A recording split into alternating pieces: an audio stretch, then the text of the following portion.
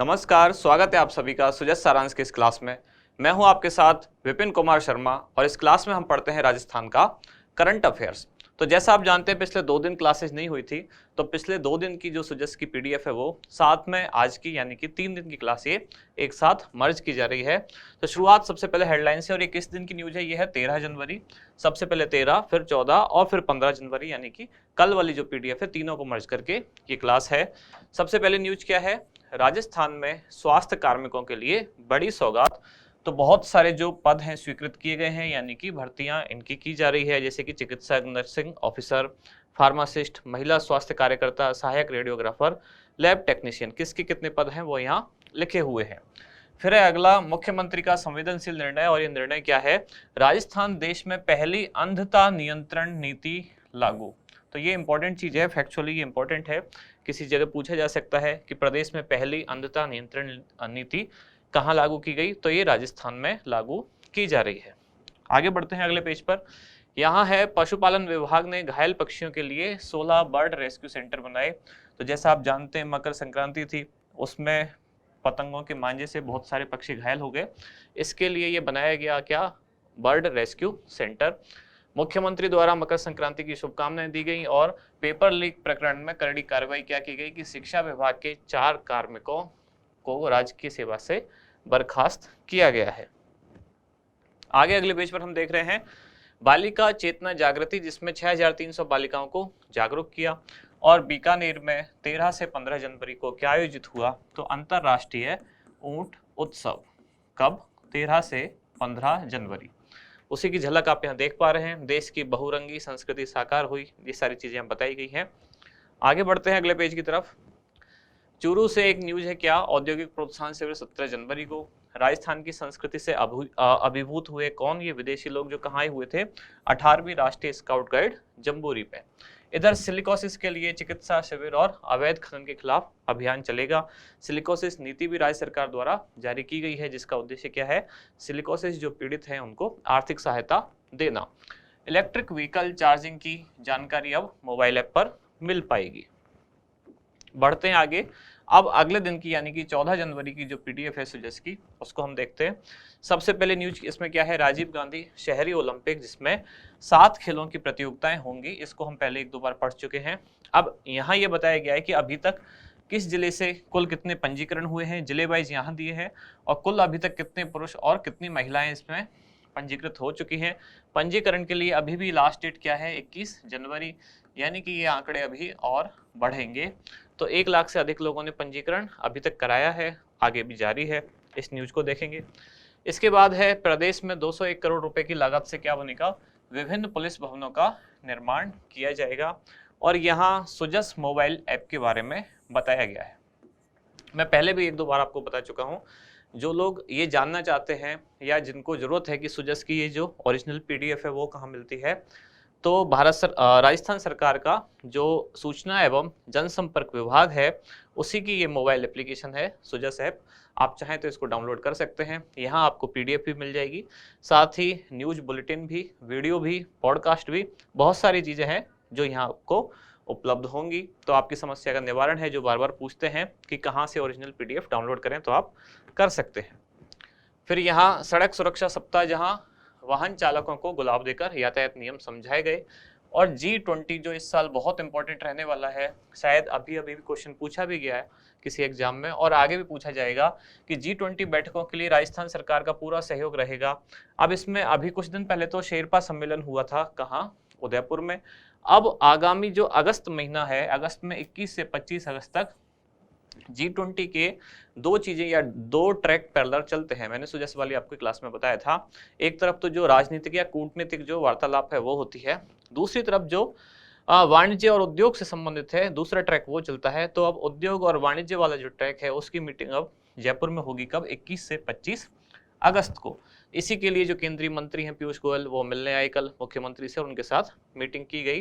तो इस साल यानी कि सभी एग्जाम में, क्योंकि अगले 1 साल तक भारत G20 का अध्यक्ष रहेगा, तो G20 लगातार चर्चा में बना रहेगा। तो G20 की सारी चीजें आपको पता होनी चाहिए, और राजस्थान से रिलेटेड जो भी समाचार हैं G20 के, वो तो आपको जरूर ही पता होना चाहिए। तो ये सारी चीजें आगे अभी लगातार आती रहेंगी। फिर है, पुलिस कार्यालयों का काम आप पेपरलेस किया जाएगा। राज्य सरकार प्रयासरत इस दिशा में। और यहाँ अंतर्राष्ट्रीय ऊंट उत्सव जो कहाँ आयोजित हो रहा है, बीकानेर में, उससे रिलेटेड कुछ न्यूज़ दी गई, कुछ इमेजेस दी गई हैं। ये भीलवाड़ा महोत्सव जो कि भीलवाड़ा में आयोजित हुआ, और ये पतंग उत्सव जो कहाँ, जल महल की पाल यानी कि जयपुर में पतंग उत्सव का आयोजन किया गया। अब अगली पीडीएफ जो किस दिन की है, 15 जनवरी यानी कि कल की, ये लेटेस्ट हमारे पास है कि 2 दिवसीय चिंतन शिविर, मुख्यमंत्री ने विभागीय कार्यों की समीक्षा की, कौन सा काम कहां तक पहुंचा इस बारे में जानकारी ली। आगे यहाँ है मुख्यमंत्री ने जन सहभागिता योजना को सहमति दी। ये सहभागिता योजना किसके लिए है, तो गौशाला निर्माण या जो आवारा पशु हैं उनके लिए कोई आश्रय स्थल के निर्माण के लिए एक योजना को सहमति दी गई है, जिसका नाम रखा गया है जन सहभागिता योजना। इस योजना को डिटेल में देखेंगे। और यहाँ है मीरासी और भिश्ती समुदाय के 2000 विद्यार्थियों को प्रतिवर्ष अब छात्रवृत्ति दी जाएगी। किस योजना के तहत, तो जो पहले से संचालित है उत्तर मैट्रिक छात्रवृत्ति योजना, इस योजना को हम पहले पढ़ चुके हैं। अब उसमें ये 2 समुदाय जो है इनके भी बच्चों को जोड़ दिया जाएगा। कौन कौन सा, मीरासी और भिश्ती समुदाय। अगले पेज पर जो मुख्यमंत्री चिरंजीवी स्वास्थ्य बीमा योजना है उसके कुछ लाभार्थियों के बारे में जानकारी दी गई है। और यहाँ अलवर जिले में एक अभियान का शुभारंभ किया गया है जिसका नाम है हर घर पंचायत अभियान। क्या नाम है, हर घर पंचायत अभियान। अलवर से शुरू हुआ, अलवर से बहुत सारे अभियान शुरू हो रहे हैं। ये भी कहाँ से है, हर घर पंचायत अभियान, अलवर से। इसको भी डिटेल में आज देखेंगे। इसके बाद अगले पेज पर ये वही अंतर्राष्ट्रीय ऊंट उत्सव, तो वहीं से कुछ समाचार। और ये है उड़ान योजना राज्य सरकार की, जिसमें प्रति माह 12 निःशुल्क सैनिटरी नैपकिन दी जाएंगी। इस योजना को हम बहुत डिटेल में पहले पढ़ चुके हैं। महात्मा गांधी की पत्रकारिता पर एक संगोष्ठी आयोजित होने वाली है, कब, 16 जनवरी को। ये हमारा इंडेक्स, यानी कि कौन कौन सी चीजें हैं जिनको हम डिटेल में देख रहे हैं।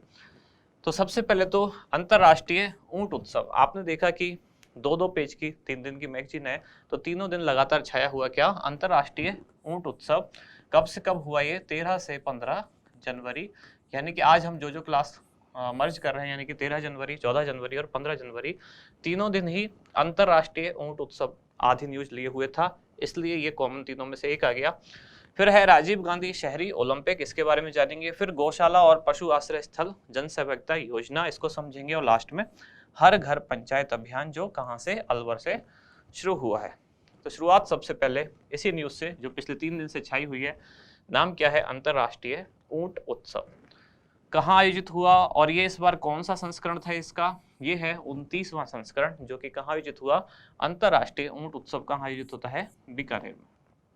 3-4 तरह के ऐसे उत्सव हैं जो आपको कंफ्यूज कर सकते हैं। एक है मरू महोत्सव, एक है थार, और एक हो गया ऊंट उत्सव। तो आप सोचेंगे कि थार रेगिस्तान में कोई सा एरिया होगा, तो अगर आपको ठीक से याद नहीं है तो आप गलत कर सकते हैं। तो ध्यान रखें, ये कहाँ है, अंतर्राष्ट्रीय ऊंट उत्सव कहाँ है, बीकानेर में।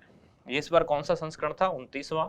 कब आयोजित हुआ, तो तभी हुआ जब हमारी छुट्टी रही, यानी कि 13 से 15 जनवरी। इसका मस्कट, यानी मस्कट को हिंदी में क्या कहते हैं, शुभंकर। ये इंपॉर्टेंट है, इसको याद रखें। अंतर्राष्ट्रीय ऊंट उत्सव का मस्कट शुभंकर कौन है, फेलिक्स। आयोजक कौन था इस उत्सव का, तो ज्यादातर ऐसे उत्सव किसके द्वारा आयोजित होते हैं, पर्यटन विभाग के द्वारा। और पर्यटन विभाग के द्वारा जिस जिले में आयोजन हो रहा है वहां का स्थानीय प्रशासन उसमें अपने आप ही ऑब्वियसली उसमें जुड़ ही जाएगा, क्योंकि बिना स्थानीय प्रशासन के सहयोग के कोई भी काम उस स्थान पर कैसे संभव है। तो पर्यटन विभाग और स्थानीय जिला प्रशासन, ये दोनों इनके इसके भागीदार रहे या इसके आयोजक रहे, कौन से, अंतर्राष्ट्रीय ऊंट उत्सव के। आगे बढ़ते हैं, अगली न्यूज है राजीव गांधी शहरी ओलंपिक। इसको 1-2 बार हम पहले पढ़ चुके हैं, आज वापस न्यूज में था तो आज वापस इसको रिपीट करेंगे। और 26 जनवरी जब ये शुरू होगा, इसके 3-4 चरण होंगे। तो जैसे पहले ग्रामीण ओलंपिक बहुत दिन तक रहा, या ऐसे ही कोई ना कोई राज्य स्तरीय आयोजन लगातार ऐसा रहता है, कोई लंबे समय तक चर्चा में रहता है। लेटेस्ट जैसे एग्जाम्पल अभी क्या था, 18वीं राष्ट्रीय स्काउट एवं गाइड जम्बूरी, कई दिन तक हमने पढ़ा, क्वेश्चन आने की संभावना भी पूरी है। ऐसे ही पहले हमने पढ़ा था ग्रामीण ओलंपिक, बहुत दिन तक हम उसको पढ़ते रहे। ऐसे ही अब आने वाला क्या, राजीव गांधी शहरी ओलंपिक, जो कब से शुरू होगा, 26 जनवरी 2023 से। कहाँ आयोजित होगा ये, तो राजस्थान के जितने भी नगर निकाय हैं 240, उन सभी में ये आयोजित किया जाएगा। पिछली बार मैंने ऐसे आपको डिवाइड करके पूछा था कि जो 240 नगर निकाय हैं उनमें से 10 क्या हैं या 194 क्या है या 36 क्या है, तो आप में से ज़्यादातर लोगों ने बिल्कुल सही जवाब दिया था। इसमें पार्टिसिपेट करने के लिए आयु सीमा कितनी रखी गई है, तो इसमें कोई भी आयु सीमा निर्धारित नहीं है, यानी कि सभी आयु वर्ग के लोग इसमें शामिल हो सकते हैं। खेलों की संख्या कितनी रखी गई है, इसमें कुल 7 खेल रखे गए हैं, जबकि ग्रामीण ओलंपिक में कितने खेल रखे गए थे, तो वहां थे 6 खेल और वहां भी आयु कोई निर्धारित नहीं की गई है। आप में से किसी ने कमेंट में पूछा था कि ऐसा कैसे संभव है, कोई ना कोई तो आयु निर्धारित की गई होगी। तो ऐसा संभव है, संभव क्यों नहीं है, सरकार द्वारा कोई आयु निर्धारित नहीं है। जो भी व्यक्ति अपने आप को सक्षम समझता है कि मैं ये खेल सकता हूँ, तो और अगर उसकी टीम उसको लेना चाहती है तो वो उस आयु वर्ग का खिलाड़ी उसमें खेल सकता है। जरूरी नहीं है आयु हमेशा, तो इसमें भी कोई आयु निर्धारित नहीं की गई है। सामान्यतः अगर एक बात करें तो इसमें लगभग 8 वर्ष से लेकर 80 वर्ष तक के लोग शामिल हुए, ये एक सामान्य बात है, क्योंकि जो लोग शामिल हुए उनकी तो कुछ ना कुछ आयु रही होगी, लेकिन सरकार द्वारा आयु का कोई भी बैरिकेड नहीं लगाया गया। यानी कि जो भी व्यक्ति समझता है कि मैं खेल सकता हूं और उसकी टीम भी समझती है या उसका कैप्टन भी समझता है कि इस खिलाड़ी को हमें रखना चाहिए टीम में, तो वो किसी भी आयु वर्ग का हो वो लिया गया है। अब आगे चलते हैं, कौन कौन से 7 खेल हैं, तो कबड्डी, टेनिस बॉल, क्रिकेट और वॉलीबॉल, फुटबॉल, बास्केटबॉल और एथलेटिक्स, और लास्ट में खो खो जो कि बालिका वर्ग के लिए केवल। इसमें ये तीनों खेल हैं जो केवल शहरी ओलंपिक में है, केवल शहरी ओलंपिक में शामिल। अब बाकी के जो 4 थे, यानी कि kabaddi, tennis ball, cricket, volleyball और खो खो, ये ग्रामीण ओलंपिक में भी थे। तो केवल ये 3 आपको जरूर याद रखने हैं जो केवल और केवल किस में है, शहरी ओलंपिक में। एथलेटिक्स कौन कौन से वर्ग में, 100 मीटर, 200 मीटर व 400 मीटर में। प्रतियोगिताओं का आयोजन किस तरह से होगा, तो नगर निकाय के स्तर पर, उसके नगर निकाय स्तर यानी कि इसमें जो वार्ड होंगे उनके स्तर पर, फिर वहां जो टीम जीतेंगी वो जाएंगी जिला स्तर पर, और जिले में जो टीम जीतेंगी वो जाएंगी कहाँ, राज्य स्तर पर। जबकि ग्रामीण ओलंपिक में ये कितने स्तरों पे था, तो ग्रामीण ओलंपिक में था 4 स्तर, ग्रामीण ओलंपिक में 4 स्तर थे। शहरी ओलंपिक में कितने स्तर हैं, शहरी ओलंपिक में 3 स्तर हैं। यहाँ 3 कौन कौन से हैं, तो नगर निकाय का वार्ड स्तर, फिर जिला स्तर और राज्य स्तर। ग्रामीण में 4 स्तर कौन कौन से थे, तो सबसे पहले तो ग्राम पंचायत स्तर, ग्राम पंचायत से जीतने के बाद टीम कहाँ पहुंचती थी, ब्लॉक स्तर, ब्लॉक के बाद जिला और जिले के बाद राज्य। तो शहरी ओलंपिक में वो कौन सा स्तर है जो शामिल नहीं है, वो है ब्लॉक स्तर। क्लियर बात। कंपैरिजन के साथ आप पढ़ें तो क्या है, चीजें चाहे कोई भी सब्जेक्ट हो, करंट अफेयर्स हो या कोई भी सब्जेक्ट हो, जब भी एक की तुलना दूसरे से करते हुए पढ़ेंगे तो आपको थोड़ा सा ज्यादा देर तक याद रहेगा और जल्दी याद होगा। आयोजन की तिथियां क्या क्या हैं, तो वार्ड स्तर पर 26 से 31 जनवरी तक, जिला स्तर पर 13 से 16 फरवरी तक, और राज्य स्तर पर 25 से 28 फरवरी तक। अब जैसे यहाँ 3 स्तर के आयोजन है, ऐसे ही ये आपके लिए काम है, जो ग्रामीण ओलंपिक आयोजित हुए उनके चारों स्तरों के आयोजन फाइनल डेट क्या रही, क्योंकि उसमें 2 बार डेट चेंज हुई है, तो जो फाइनल डेट है वो आप यहाँ साइड में लिख लें तो आपको दोनों डेट याद हो जाएंगी। अच्छा, ये आपके लिए एक जानकारी, जो परीक्षा से पहले एक परीक्षा का आयोजन होने वाला है, जो लोग ग्रेड 3 वाला एग्जाम देना चाह रहे हैं कलाम अकेडमी द्वारा, उनके लिए परीक्षा से पहले एक परीक्षा का आयोजन किया जाएगा। और ये आयोजन किस दिन होगा, आयोजन होगा 22 जनवरी को। रजिस्ट्रेशन के लिए लास्ट डेट क्या रखी गई है, तो 18 जनवरी, और इसके लिए फीस कितनी रखी गई है, तो 125 प्लस जो भी आपका जीएसटी अमाउंट होगा वो सब रखा गया है। रजिस्ट्रेशन, अच्छा ये पुराना लिखा हुआ है, ये साथ नहीं, अब आपके पास 2 दिन शेष है। तो अगर आप इस एग्जाम से जुड़ना चाहते हैं, जो कि आपको जुड़ना भी चाहिए, चाहे कलाम का हो या किसी भी एकेडमी का हो, अगर आपको इतने बड़े लेवल पर एक साथ आपके सभी जो कंपटीटर हैं उनके साथ बैठने का मौका मिल रहा है, और वो भी एक नॉमिनल फीस के साथ, तो आपको एक बार वो एग्जाम देना चाहिए, ताकि आपको जो आपकी तैयारी है उसको आप परख पाएँ कि अगर आज ही एग्जाम हो जाए तो मेरी सिचुएशन कहाँ पर है। तो एग्जाम से आपको जुड़ना चाहिए। इसके लिए आप कलाम अकेडमी की जो वेबसाइट है वहाँ जाके अपने आप को रजिस्टर कर सकते हैं। वापस कंटिन्यू करते हैं हमारी क्लास। गौशाला और पशु आश्रय स्थल जन सहभागिता योजना, ये योजना क्या है, इसका संदर्भ क्या है, इसको आज हम क्यों पढ़ रहे हैं, क्योंकि मुख्यमंत्री द्वारा इसके लिए अनुमति दे दी गई है कि अब ग्राम पंचायतों में गौशाला और पशु आश्रय स्थल जन सहभागिता योजना को शुरू किया जाए, यानी कि मुख्यमंत्री द्वारा सहमति दे दी गई है। मुख्यतः योजना इसलिए है कि आवारा पशुओं के घूमने फिरने से बहुत सारे नुकसान भी होते हैं, पशुओं को भी होता है, पशुपालकों को भी होता है, प्रदूषण भी फैलता है, पशु खुद भी बीमार होते हैं कचरा वचरा खा के। इसके लिए उनके लिए आश्रय स्थल बनाने की घोषणा की गई है। बजट इसके लिए कितना रखा गया, तो पूरी योजना के लिए बजट रखा गया है 1377 करोड़। इसमें से 183.60 करोड़ रुपए कब वर्ष 2022-23 में खर्च होंगे, फिर 1193.40 ये कब खर्च होंगे, तो ये वर्ष 2023-24 में यानी कि अगले एक साल में खर्च होंगे।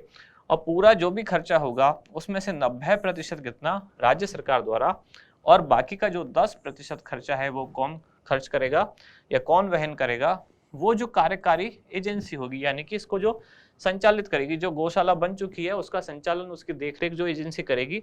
अब वो एजेंसी यहाँ कौन है, तो यहाँ वो एजेंसी है ग्राम पंचायत। और ग्राम पंचायत के साथ कोई भी स्वयं सेवी संस्था, ये इसकी कार्यकारी एजेंसियां होंगी, यानी गौशाला का संचालन इनके द्वारा किया जाएगा, ग्राम पंचायत और स्वयंसेवी संस्था के माध्यम से।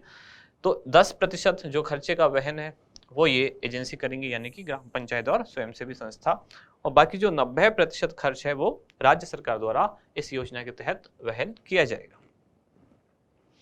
योजना का विवरण, यानी कि इसके प्रथम चरण में कुल 1500 ग्राम पंचायतों में गौशाला और पशु आश्रय स्थल बनाए जाएंगे।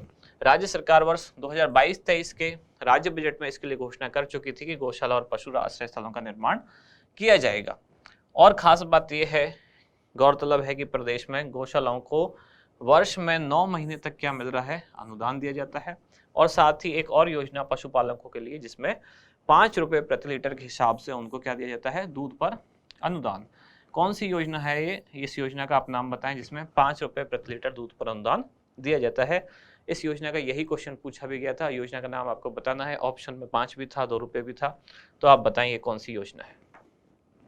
लास्ट में जो अलवर से शुरू हुआ एक अभियान, हर घर पंचायत अभियान। अलवर के कई सारे अभियान हैं, 3-4 अभियान तो मुझे अभी याद आ रहे हैं, जैसे कि हर घर पंचायत हो गया, सक्षम अलवर हो गया, एक स्वस्थ बेटी अभियान हो गया। तो इस तरह के जो भी अभियान है उनको एक साथ एक एक जिले के, अगर कई एक से ज़्यादा हैं तो आप थोड़ा सा माइंड में कंपैरिजन करते हुए याद रखें कि इस जिले की और क्या क्या चीज़ें हैं जिनको याद किया जा सकता है। उसके भी पैरामीटर्स आपको हाथों हाथ माइंड में फिट होते जाएंगे, तो चीज़ें थोड़ी सी स्थायी रहेंगी। तो कब प्रारंभ हुआ ये, तो ये और कहाँ से प्रारंभ हुआ, ये अलवर से ही प्रारंभ हुआ है। और कब, अलवर के कौन से गांव से, पूनखर गांव से। और कब प्रारंभ हुआ, तो कल की न्यूज है, यानी कि 15 जनवरी से ये शुरू किया गया। जो सामाजिक न्याय एवं अधिकारिता मंत्री हैं कौन, श्री टीकाराम जूली, उनके द्वारा ही दौरा किया गया इस गांव का, कौन सा, पूनखर गांव। और इस योजना से ये पता चलता है, हर घर पंचायत का मतलब क्या है, हर घर में जाके पंचायत करना। अब पंचायत करना और पंचायत बैठना दोनों अलग अलग चीजें। पंचायत करना एक तरह से नेगेटिव सेंस में जाता है, ऐसा लगता है पंचायत करना यानी कि फालतू की बातें करना। इस अभियान का मतलब फालतू की बातें करना नहीं है, वैसे एक सेंस में है भी, पर है क्या ये अभियान, ये है हर घर पंचायत, यानी कि जो भी मंत्री वगैरह, ये जो भी सामाजिक कार्यकर्ता या राजनीतिक जो भी होंगे जनप्रतिनिधि, वो जाएंगे हर घर तक और उनकी समस्याओं को सुनेंगे कि आपकी क्या क्या समस्या है और उनका समाधान करेंगे। यानी कि पंचायत जो है वो हर घर तक जाएगी, व्यक्ति को पंचायत तक नहीं आना पड़ेगा, हर घर तक पंचायत खुद आ रही है एक तरह से। इसका नाम रखा गया हर घर पंचायत अभियान। उद्देश्य क्या है, ग्रामीणों को राज्य सरकार की योजनाओं का लाभ पहुंचाना और स्थानीय स्तर पर समस्याओं का समाधान संभव करना। घर घर पहुंचकर, ये इसका विवरण है, घर घर पहुंचकर ग्रामीणों से संवाद किया जाएगा तथा उनकी बिजली, पानी, सड़क आदि जो समस्या है उनका समाधान किया जाएगा। ग्रामीणों को राज्य सरकार की विभिन्न फ्लैगशिप तथा जन कल्याणकारी योजनाओं की जानकारी दी जाएगी। तो एक तरह से ये योजना अच्छी भी है और एक तरह से पंचायत भी है, दोनों ही बातें हैं। और लास्ट में अभ्यास प्रश्न क्या है कि अंतरराष्ट्रीय ऊंट उत्सव 2023 का आयोजन कहाँ किया गया, बाड़मेर, बीकानेर, जोधपुर या जैसलमेर। तो इसका क्या होगा उत्तर, वो आप बताएं कमेंट्स में। अब मिलते हैं कल अगली न्यूज के साथ अगली क्लास में।